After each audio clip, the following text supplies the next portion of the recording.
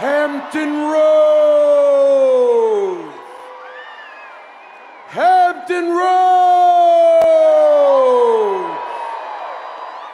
Are you ready? Are you ready?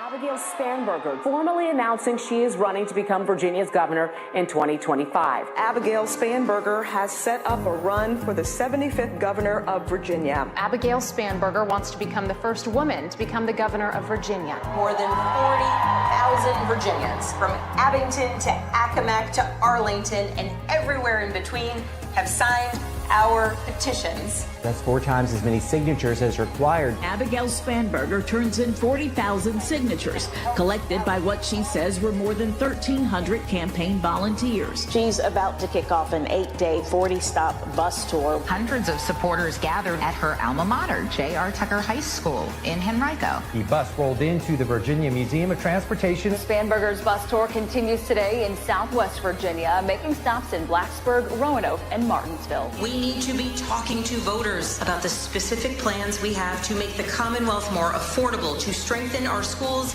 and create opportunities for all our kids. Abigail Spanberger unveiling her plans to make housing more accessible and affordable in Virginia. She plans to lower the cost of prescription drugs while holding pharmaceutical companies accountable. Spanberger's proposal also addresses recent cuts to federal jobs. Her plan also highlights ways to increase overall job opportunities throughout Virginia, starting with investing in education. Spanberger believes public funding should be used to make schools the best that they can be. The costs for families across Virginia in housing, in healthcare, in energy, because everywhere I travel, people talk about how every day just gets a little harder. Ms. Spanberger, why should you be governor? 30 seconds. When I served as a federal agent at CIA and then in Congress, I always endeavored to put Virginians first.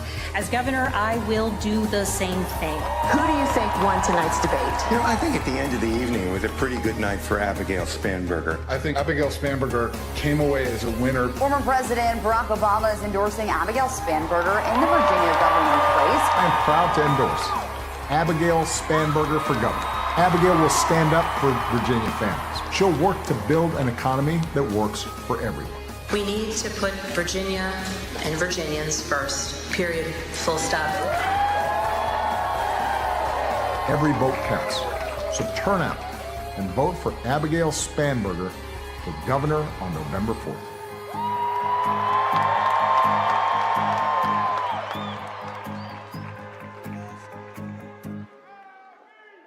The next governor of the Commonwealth of Virginia, Abigail Spanberger!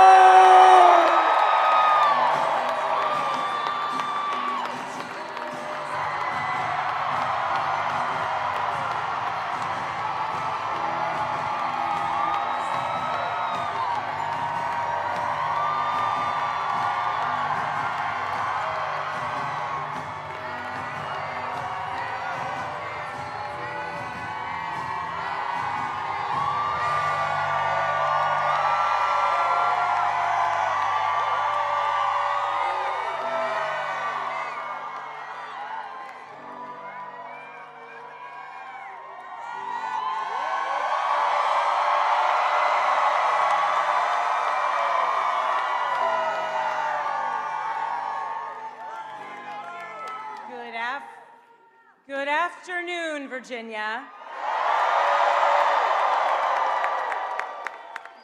I am Abigail Spanberger, and I am excited that we are going to win in 3 days.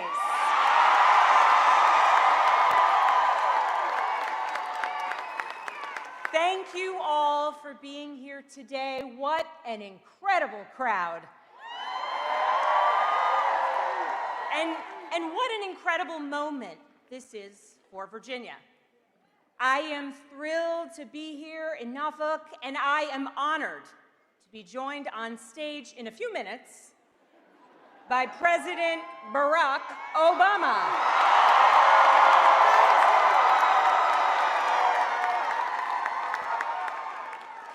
On Tuesday, we are going to send a message. A message that Virginia is turning the page. So let me ask you, is Virginia ready for leadership that puts our Commonwealth first? You know, we are approaching the end of a nearly 2-year-long journey. Almost 2 years of campaigning across every corner of this beautiful Commonwealth. From Farmville to Fairfax, from Wytheville to Woodbridge, and from Pennington Gap to Portsmouth, P-Town's in the house.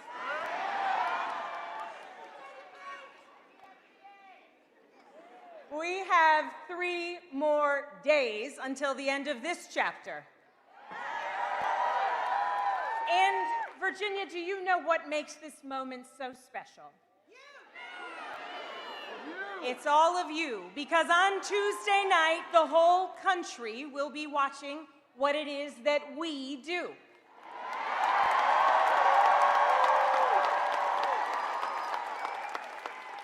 This is our moment, and I cannot wait to see what we do with it. Looking out at this amazing crowd, I see so many friends I grew up with here in Virginia, friends from my time serving in Congress representing Virginia's 7th District, and friends I have made across our Commonwealth as I have been running for governor. It is amazing to think about the journey that we have taken together, and as I ask for Virginians to put their trust in me as our next governor, I would like to tell you why I am running. It is because I want to serve Virginia.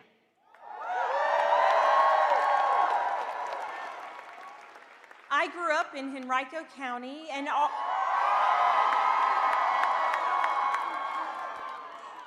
our house was a house of service.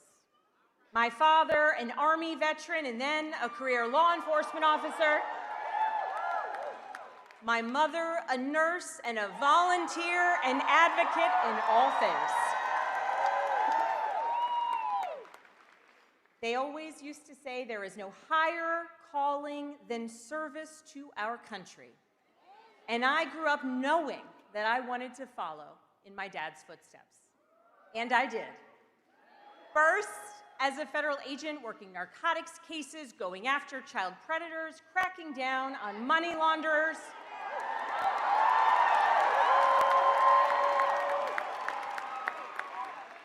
And from there, I went on to serve as a CIA case officer, working counterterrorism cases, serving undercover, working to keep the American people safe.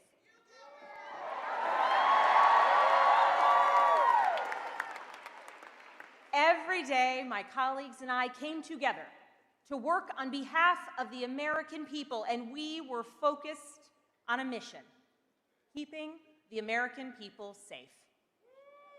But this mission, focus, this commitment to country, it isn't unique to me or to my family. It is ingrained in so many Virginia families. It is part of Virginia's story. Virginia is where American democracy was born.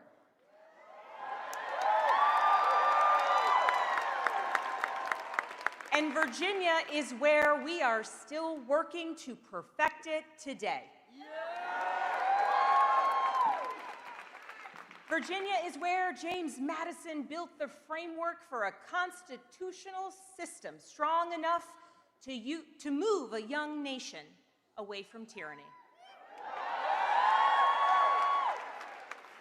And Virginia is where Barbara Johns, a young 16-year-old student from Farmville, led a student walkout that became part of the Brown v. the Board of Education case.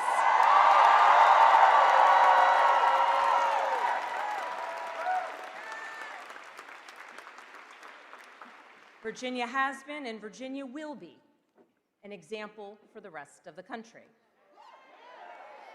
And come Tuesday, the eyes of all Americans will turn to see the results of this election. And once again, like we always do, Virginia will show leadership. Virginia will set an example. And that is what I love about our Commonwealth. And it is why my husband Adam and I are so proud to call Virginia our home.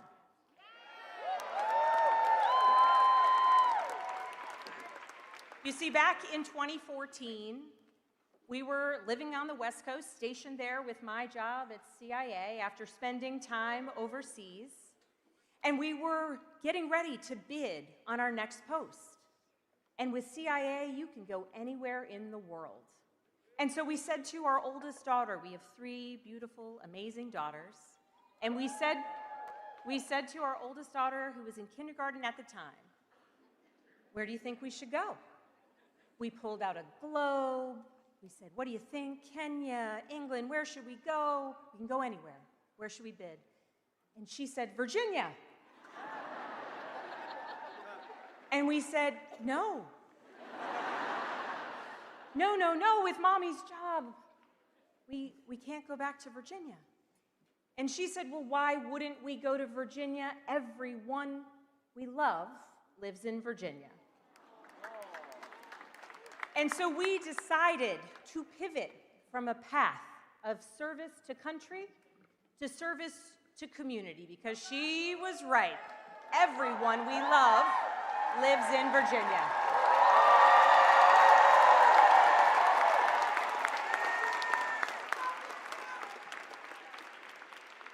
And now there are so many more people we love across Virginia. We came back home and we invested in the community that had made my husband and I who we are. I volunteered with Moms Demand Action. I started a Girl Scout troop. And then in 2017, I decided to run for Congress. And I'll be honest, and many of you were there, back then they told me it was a crazy endeavor. No Democrat had won the 7th district in 50 years.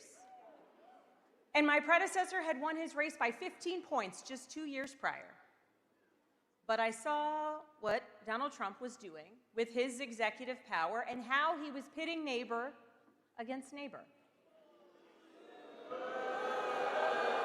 And I saw my member of Congress over and over again vote to repeal the Affordable Care Act.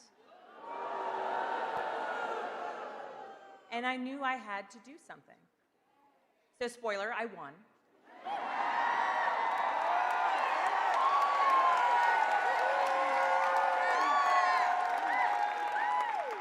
And then I won again.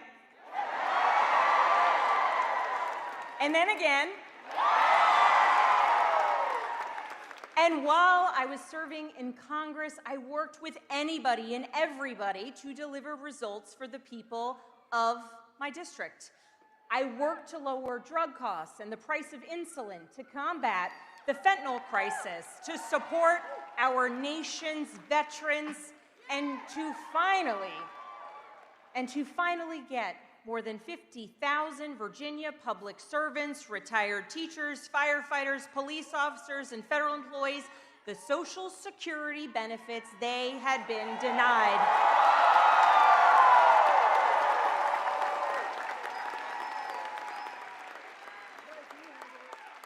They had been denied for 40 years. That is the job of a public servant. And you might not know it looking at the news these days, but it's true. Come January, when I'm sworn in as the 75th governor,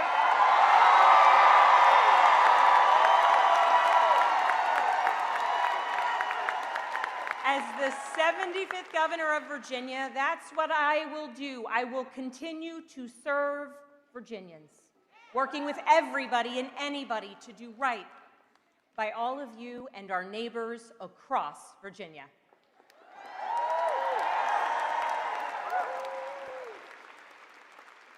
Now, I don't have to tell you all the stakes of this election. They are high. And with the political turmoil coming out of Washington right now, this election is an opportunity. Because in just 3 more days, when the polls close, Virginia voters can and will send a message. Amid the recklessness and the heartlessness coming out of Washington, Virginia can and will flip statewide seats from red to blue.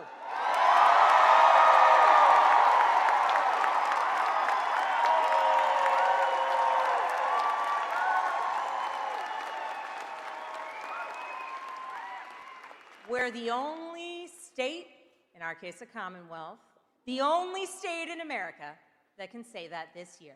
The only one. And we have critical elections on Tuesday for the House of Delegates. We have candidates running in all 100 districts this year.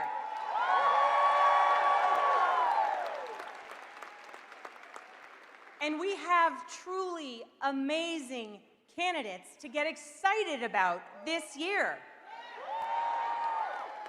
In every corner of our Commonwealth, we have people who want to serve their communities, who want to bring the voices of their neighbors to Richmond. In every corner of the Commonwealth, there is a Democrat running for a House of Delegates.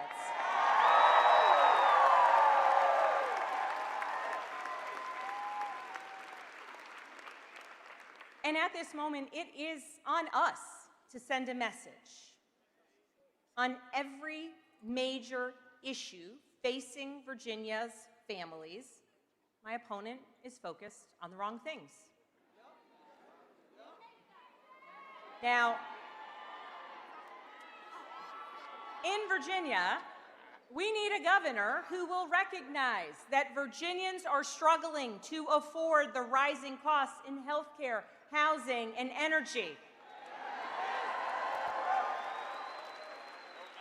We do not need someone who will support a terrible law that will raise costs on housing and energy while giving tax breaks to billionaires and corporations, all the while decimating Virginia's health care. We need a governor who will support the thousands upon thousands of Virginia's families whose livelihoods have been disrupted or destroyed because of DOGE and now this government shutdown. We do not need someone who has said that losing a job isn't a real issue when we have Virginians who have dedicated themselves to service to our country, who have lost their jobs because of bad policies.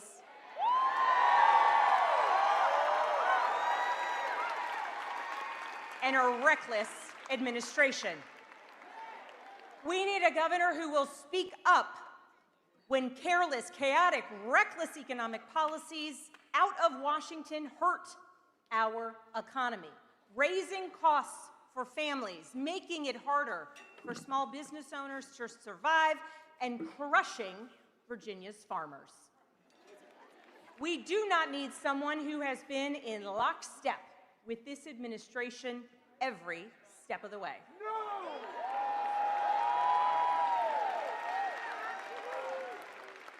Now, make no mistake about it, these attacks on Virginia's economy are creating challenges. And we need a governor who will stand up against them and also plan for a brighter, better future. Abigail! Abigail! So, Virginia,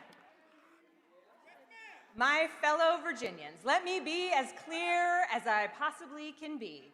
I will always stand up for Virginia families. I will always work to grow our economy. And I will always put Virginia, not a president, not a party, first.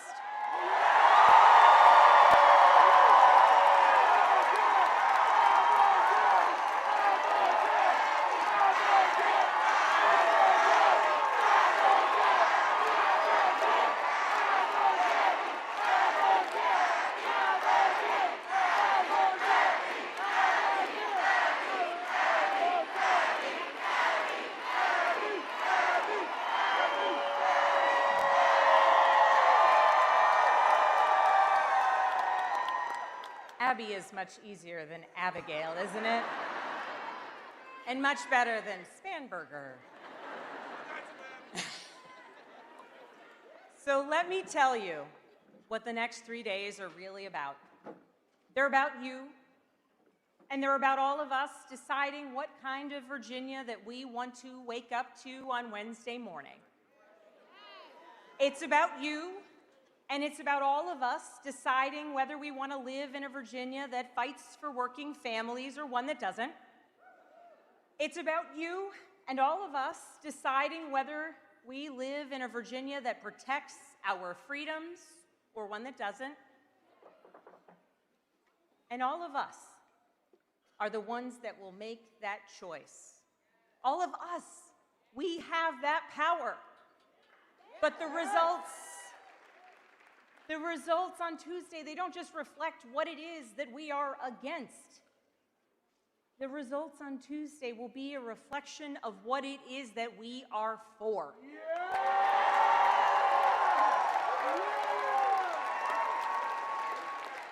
Because throughout this campaign, I have released detailed blueprints for Virginia's future.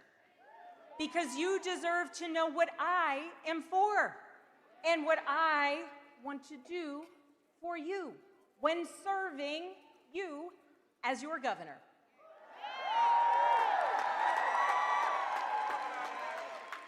Because Virginians deserve a governor with a plan to work every day to lower costs for Virginia families. And I have my Affordable Virginia plan to lower healthcare costs, to lower energy costs, and to make it more affordable for Virginians to buy a home, rent a home, or stay in their home.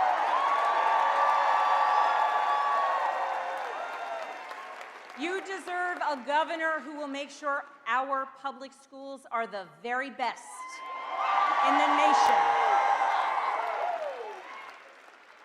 I have 3 daughters in Virginia public schools. This is personal to me, and it is personal to so many of us. And that's why my Strengthening Virginia Schools plan will make sure that every parent, grandparent, or somebody who knows and loves a child will know that we are setting our kids up for success.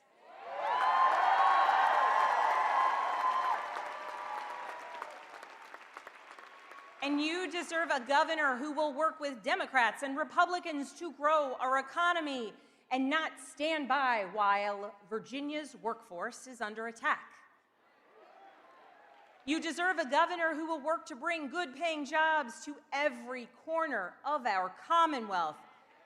And that's my Growing Virginia plan.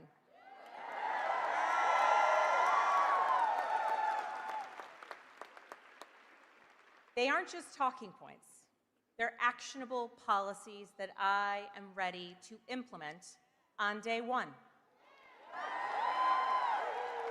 And I know how to get it done by bringing people together, by leaving the rhetoric at home, and by never forgetting that our mission is to serve Virginia.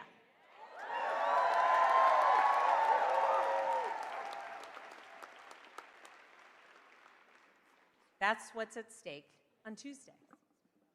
So now voters have a choice to make, and I know there's a lot to consider.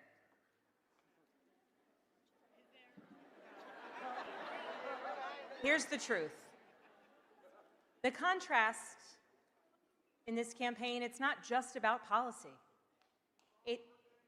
It's also about approach. In Congress, I worked with Democrats and Republicans to get results for Virginia families. I had bills signed into law by a Republican president and a Democratic president. And year after year, I was ranked as the most bipartisan member of Congress from Virginia.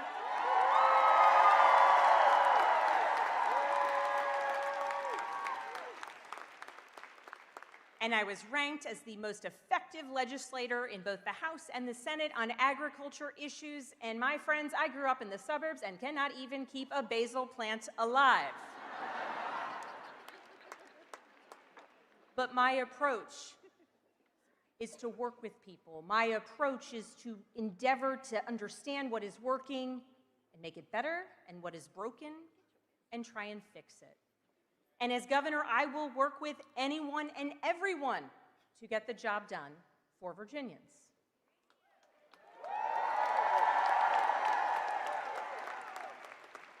That is what I have done my entire career.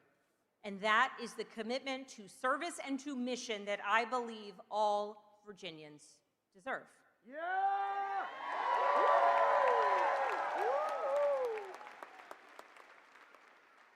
Because the next time a little girl tells her family that she wants to move home to Virginia, I want that little girl's parents to be able to afford a house in the community that they want to live in.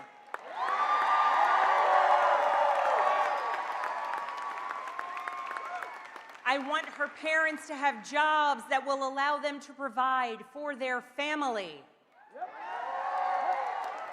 I want that little girl to go to a school where she is safe within its walls and where her teachers are well paid and well respected.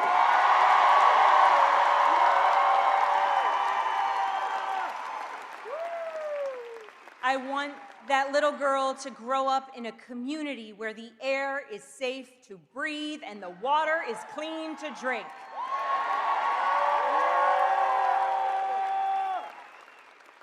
And I want that little girl to grow up in a commonwealth where her rights will be respected as she grows older.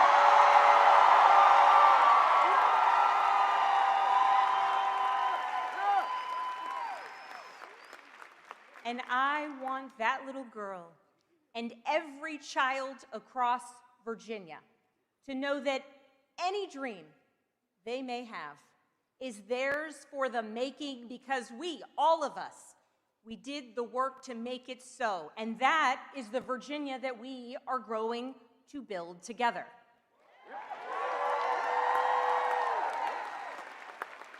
And that is why on Tuesday we will elect a governor who follows through for a safer, stronger, and more affordable Virginia. That focus on public service and delivering results instead of following an extreme agenda. That focus is what I learned, not just from my parents or my time at CIA, but from watching leaders who got it right. Leaders like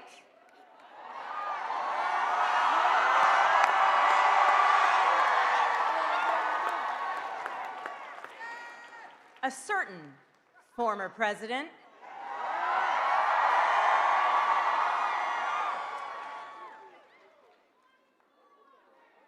You know, I remember a time, not that long ago really, when we had a president who believed in working for all people,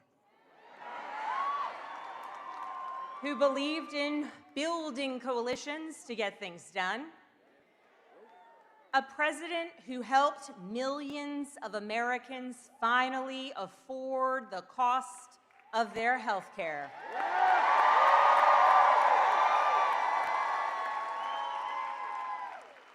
A president who worked to bring Americans together instead of tearing us apart. A president whose approach to governance, his temperament, and his way of doing serious work with dignity and purpose and joy is a model for all of us.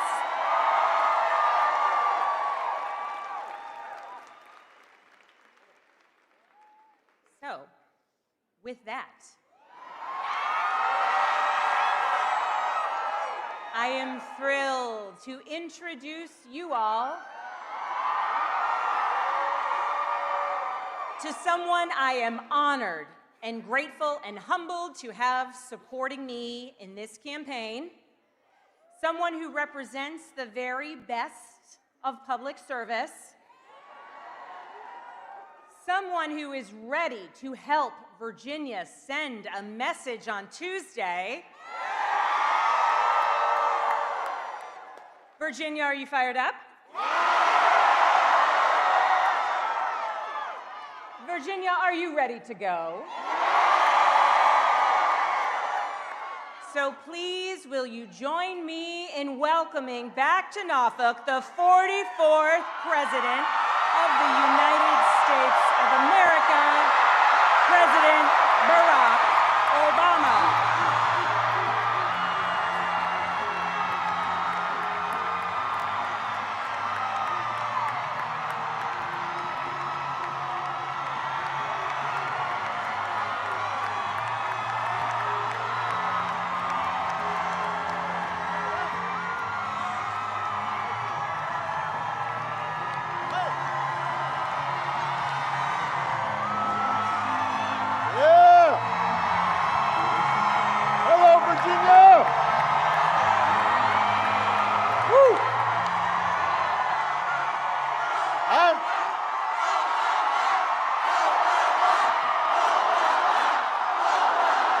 Thank you. All right. Man, I'm fired up too. I am definitely ready to go. It is good to be back in Virginia. It's good to be back in Norfolk. The last time I campaigned,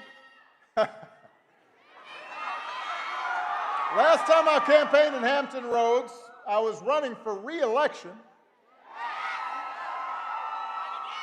And I know I have not aged a bit.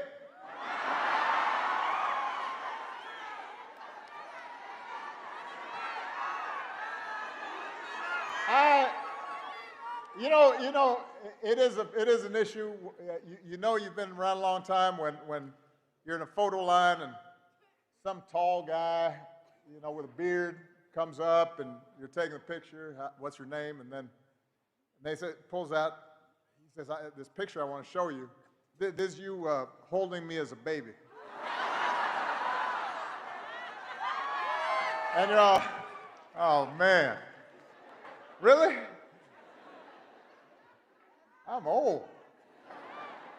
But I am here today for a very important reason.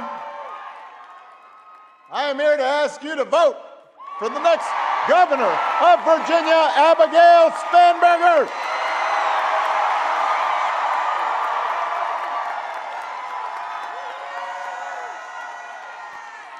If you have not voted yet, make a plan to vote on Election Day, November 4th.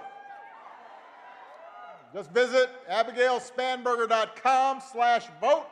You can find out where to vote. You can also find a drop box for your mail ballot. And then you've got to get all your friends and your family to make a plan to vote.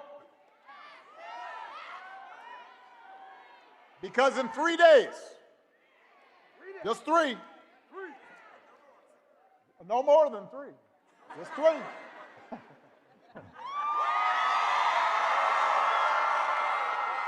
In 3 days, we have a chance to elect a leader who will help build a better, stronger, brighter future for Virginia.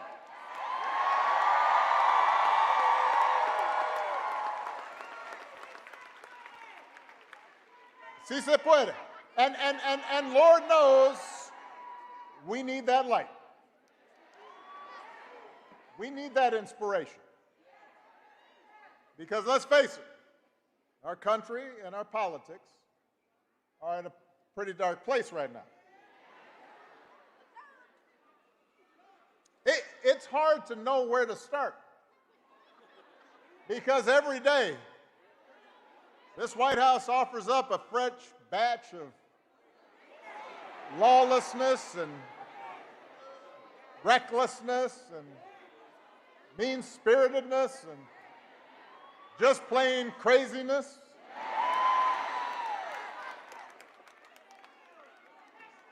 We got a president who thinks it's okay to use the Justice Department to go after his political opponents. Hey, wait, don't boo. Vote. They don't hear boos, they hear votes.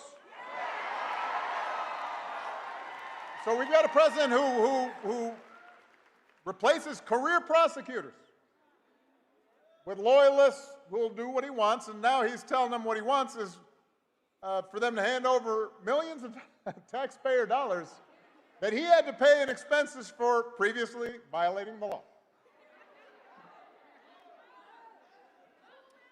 We've got a commander-in-chief who fires decorated officers because he thinks they might be more loyal to the Constitution than they are to him.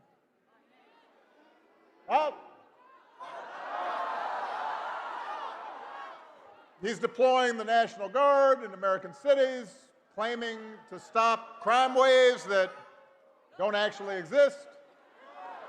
We've got masked ICE agents pulling up in unmarked vans and grabbing people, including U.S. citizens, off the streets on the suspicion that they don't look like real Americans. We've got an HHS secretary who opposes proven science and promotes quack medicine. A top White House aide who calls Democrats, the whole party, domestic extremists. We've got some poor labor economists who got fired for accurately reporting bad jobs numbers that the president didn't like. I mean, it's like every day is Halloween. Except it's all tricks and no treats.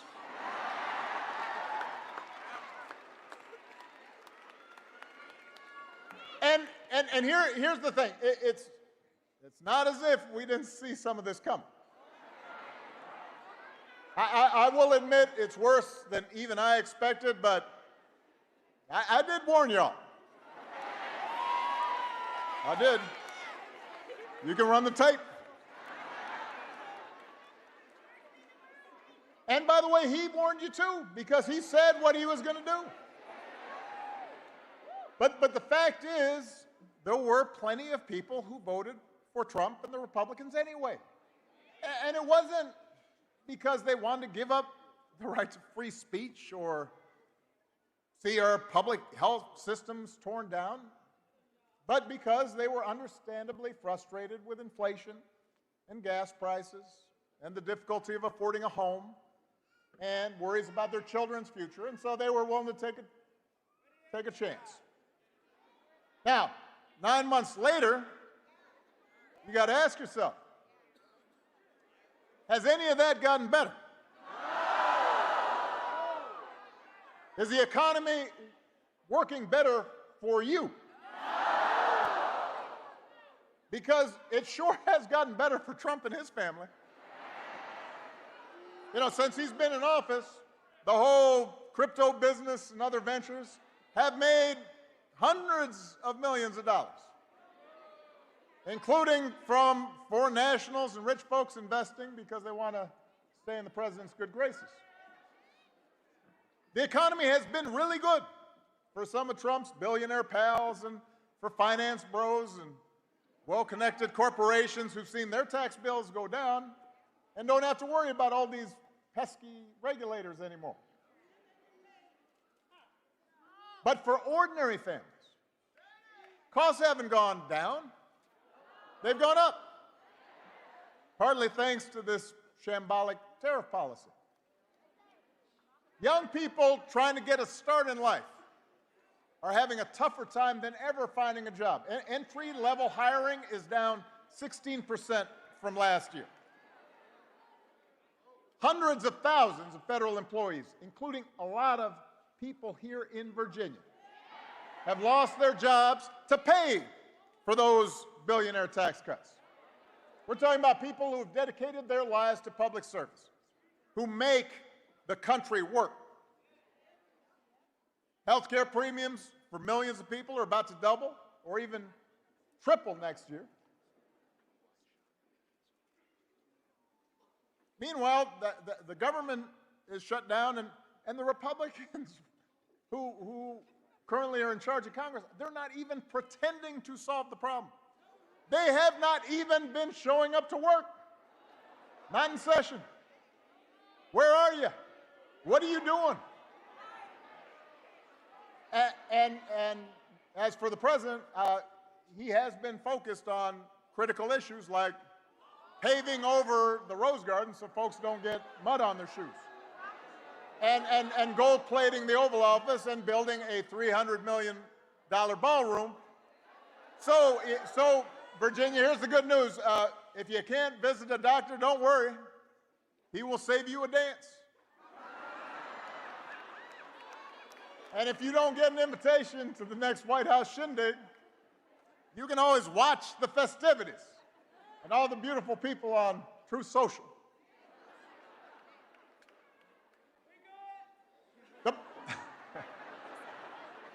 The point is, there is absolutely no evidence Republican policies have made life better for you, the people of Virginia. I mean, they've devoted enormous energy in trying to entrench themselves in power and punishing their enemies and enriching their friends and silencing their critics. They put on a big show of deporting people and targeting transgender folks. They never miss a chance to scapegoat minorities and DEI for every problem under the sun. You got a flat tire? DEI. Huh.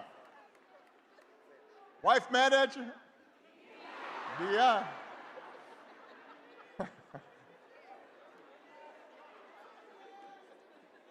What they have not devoted energy to is helping you.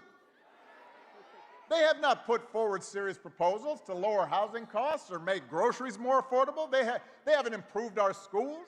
They haven't made health care more accessible. They haven't shortened your commute or prepared young people for the future where AI might take their job.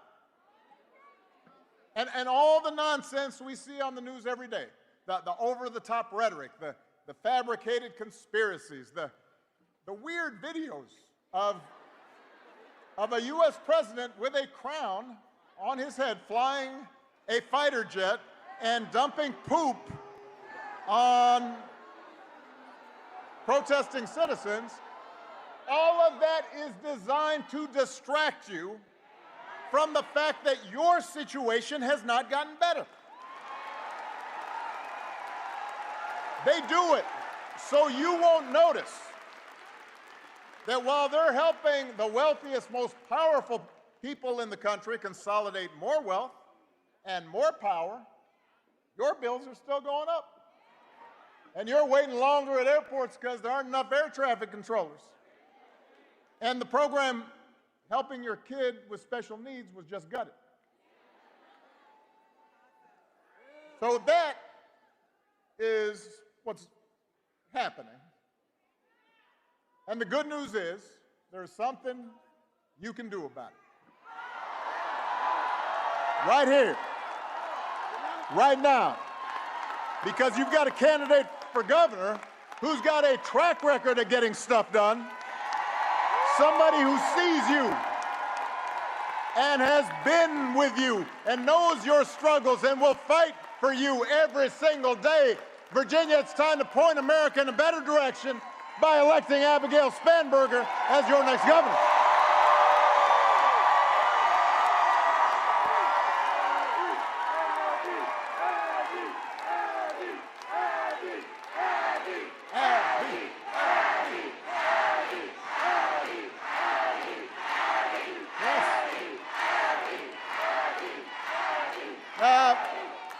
Now, listen, Abigail doesn't go around bragging about herself all the time, talking about how I'm great. But she's great.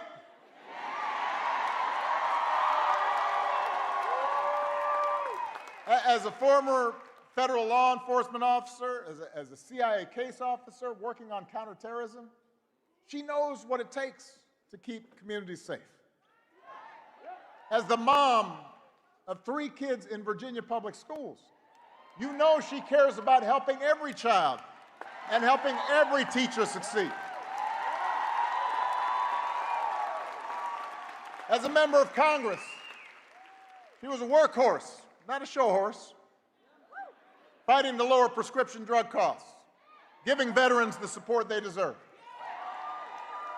Abigail does not just say the right thing. As your governor, she will do the right thing.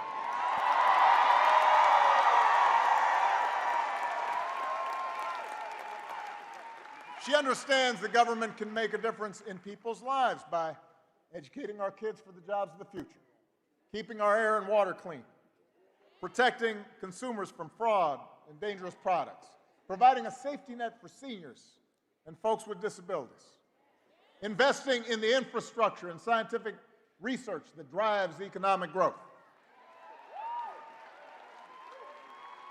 But Abby also knows that good intentions aren't enough.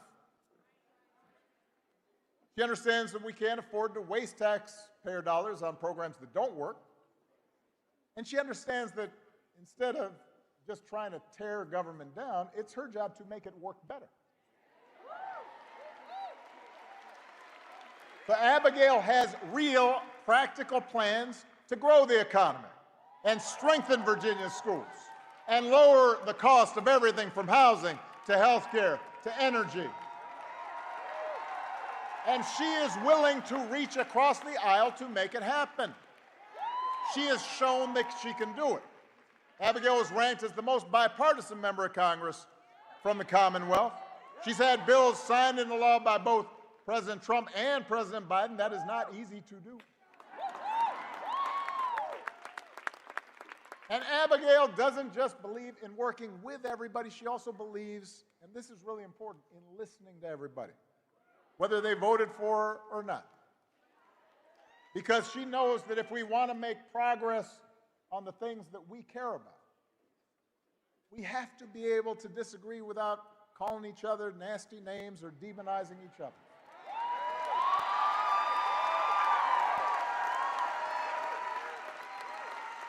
So at a time when our politics feels broken, we need desperately leaders like Abigail, public servants who are in it for the right reasons and are focused on the future, and who will always stay connected to the people they were elected to serve.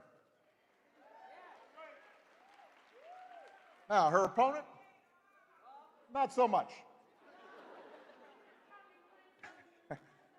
When someone asked her, and I'm just following this from a distance, when someone asked her apparently about all the federal workers fired by this administration, given how important that is to Virginia, apparently Abigail's opponent said she wanted to talk about real issues. Didn't understand why these job cuts are, quote, a huge thing. Now, I don't know about you, but seeing your neighbors and your friends, your customers, maybe some of your family members suddenly out of work, even though they've dedicated their lives to serving people, having trouble making their mortgage, maybe it's just me. Seems like a pretty big thing to me, pretty huge. And I'd want a governor to be paying attention to it.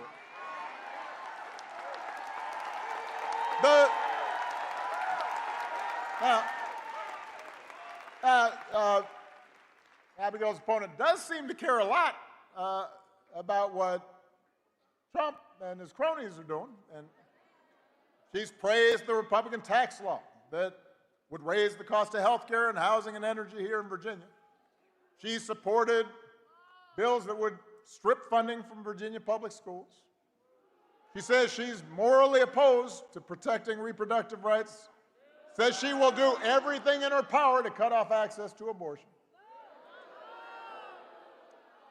Virginia, you don't need a governor who puts party and ideology ahead of the people she was elected to serve. You deserve a governor who will think for herself and work for you. A governor who will create jobs and not cut them, and who will lower costs instead of raising them, and who will bring people together instead of dividing them, and who will do what's right for the people of Virginia, no matter what anybody in Washington thinks. You deserve a governor like Abigail Spanberger.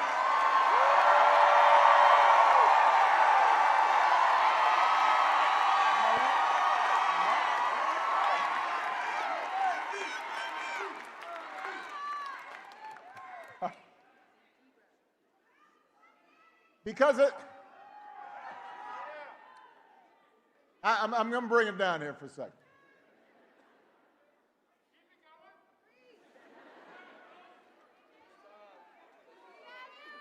Because at the end of the day, what this election's about, what politics in a democracy is always about, is values. What do we care about? What do we believe? What do we prioritize? What are our core convictions? You know, a lot of people have asked me lately whether I'm surprised by the direction the country's taken. And even though I am the hope and change guy,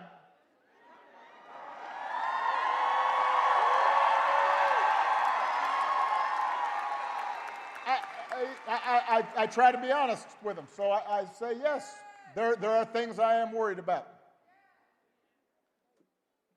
I am worried about how quickly basic democratic rules and norms have been weakened.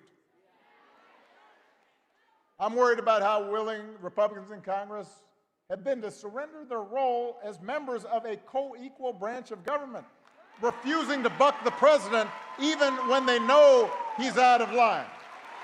Even when a lot of them will privately admit that power is being abused in ways that will hurt their constituents and hurt the country.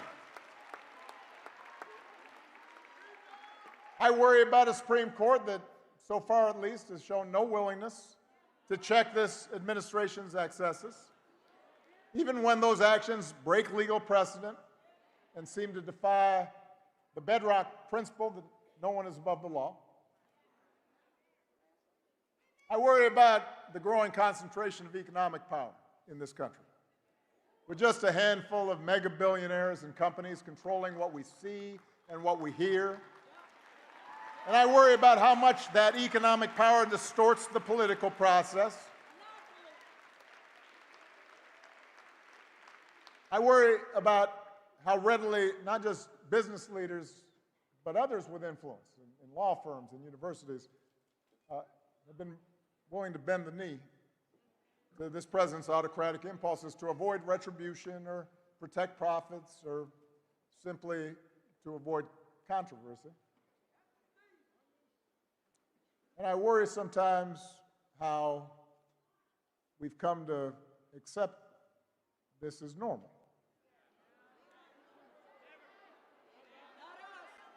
But what I also tell people when they ask me about this, what I also try to remind them, is that America's always had competing stories about who we are and what this nation stands for. The first story says, we the people, just means some of us. That in order to qualify, you have to be the right color, or come from the right family, or worship in the right way, or have enough money. It says that even though we got rid of a king, there's still a caste system in America, a pecking order of who makes decisions and who obeys, who gets opportunity and who is obliged to serve. And it's a story that's policed by fear and force, that tries to convince people that For their group to win, another group has to lose. That if somebody doesn't look like you or think like you or practice religion exactly the same way you do, they must be a threat to your way of life, and they need to be put in their place. And that's how Donald Trump thinks about America. Make America great again by putting the people like him back in charge, even if they don't know what the hell they're doing. Now, but here's the thing. That story is not new. That's the oldest story in the book. It's not even uniquely American. For most of human history, that's the way societies worked. There was somebody on top and somebody on the bottom. There were lords and there were peasants. And for a long time, that story of caste and privilege and concentrated power, that was the law of the land here in America. If you looked like me, you were likely treated as property. If you were a woman or a white man who did not own property, you could not vote. For a long time, if you were an Irish or Italian immigrant, we're not hiring. If you're Jewish or Asian, don't bother applying to our school. If you were Native American, you weren't even treated as an American, even though you were here. But from the very start, there was another story, born of this nation's true revolutionary spirit.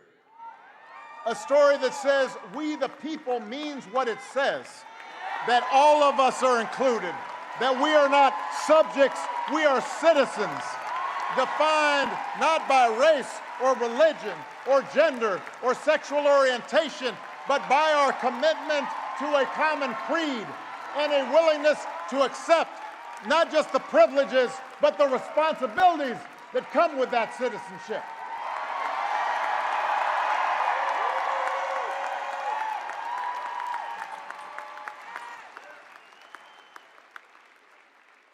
That's what made the American experiment unique. That's what made us special. And through generations of struggle and sacrifice, through the faith of abolitionists and the struggle of suffragists, through a civil war and civil rights protests, through union organizing drives and government reforms and investment in public education, we moved closer to those founding ideas. And in the process, we inspired the world. And that's the story I believe in, Virginia. I believe in an America in which we all deserve equal protection under the law and nobody is above the law. I believe in an America where every child has a chance at a good education and anybody who's willing to work and find a job or start a business and make a decent living. An America where opportunity isn't just reserved for those who were born into privilege or happen to have the right connections. I believe in an America where we don't fear each other, but look out for each other. And if we want that story to continue, if we believe in that better story, we need leaders who believe in it too. We need leaders who will tell the truth and who will take responsibility and tackle hard problems and bring people together instead of tearing them apart. We need leaders who won't serve bosses in Washington or big corporate donors, but instead will serve the people who put them there. Virginia, we need leaders like Abigail Spanberger.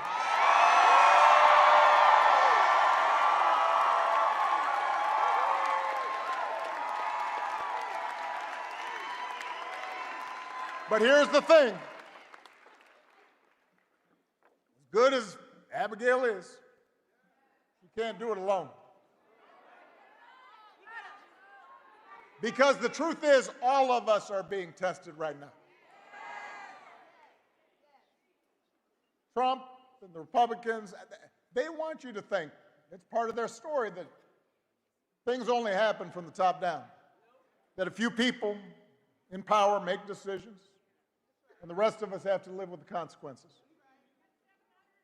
But real change has always come from the bottom up, from ordinary folks who look around and say, we can do better, and then join together to make change happen.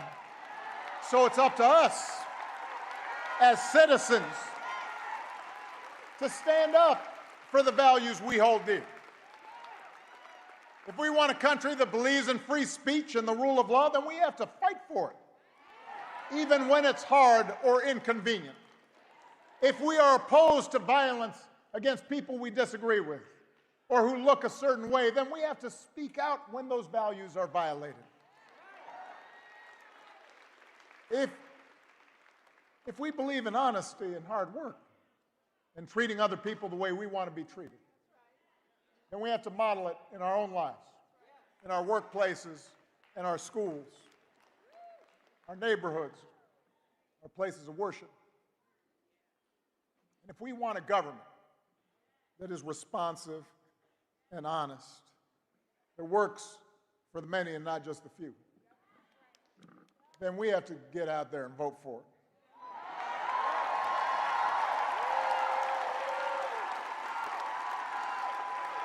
When I think back to a year ago, I remember talking to some people, even some folks who were friends of mine, who would say, you know what, this election doesn't matter all that much. That whoever the next president ended up being, it wasn't going to matter to them. If nothing else, the last 9 months should have cured us of that idea. Because the stakes are now clear. We don't need to speculate about the dangers to our democracy. We don't need to wonder about whether vulnerable people are going to be hurt or ask ourselves how much more coarse and mean our culture can become. We've witnessed it. Elections do matter. And they matter for you. People in power may be counting on your citizens. They want you to think there's nothing you can do. Nothing to stop them. Because they know once that thought worms into your head, they've won. But if there's one thing history has taught us, it is the most important office in a democracy is not president or even governor, it's the office of citizen. We all have more power than we think. We just have to use it. So if you believe in that better story of America, do not sit this one out. Vote for leaders like Abigail who believe it too, leaders who care about your freedoms and will fight for your rights, and who will go to work every day to try to make your life just a little bit better. And then get your friends and family members, your neighbors and co-workers to vote too. Because if we do that, not only will we elect Abigail Spanberger, your next governor, you won't just put Virginia on the path to a brighter future. You will set a glorious example for the nation. Thank you, Norfolk. God bless you.